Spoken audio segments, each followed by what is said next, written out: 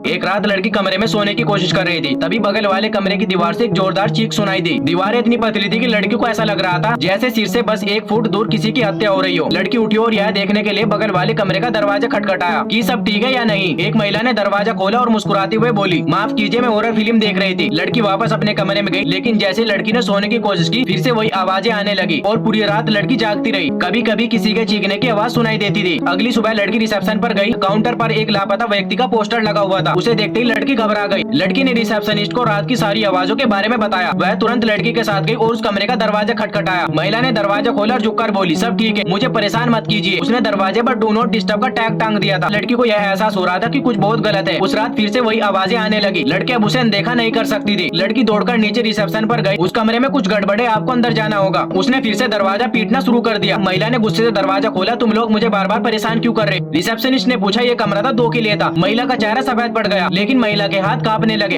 और कमरे की तलाशी लेने लगी। तभी अचानक महिला जबकि उसने दोनों हाथों से रिसेप्शनिस्ट का गला पकड़ लिया। लड़की दौड़कर अंदर गई, महिला को जमीन पर दबोच लिया। उसने अलमारी देखी और बिस्तर के नीचे देखा, फिर बाथरूम का दरवाजा खोल दिया। वह चीख उठी। एक आदमी जंजीरों में बंधा हुआ था, उसकी कलाई छिल चुकी थी। लड़की को समझ आ गया कि जो रात में आवाज सुनाई देती थी वो इसी की थी। रिसेप्शनिस्ट घुटनों के बल बैठ गई और उसकी आंखों से आंसू बहने लगे। यह वही आदमी है जिसकी तस्वीर लापता व्यक्ति वाले पोस्टर पर लगी है। रिसेप्शनिस्ट ने कहा, ये मेरा भाई है। लोगों ने बताया था कि आखिरी बार उसे एक महिला के साथ देखा गया था। अगर उस होटल की दीवार इतनी पतली न होती तो शायद यह आदमी कभी भी किसी को नहीं मिलता।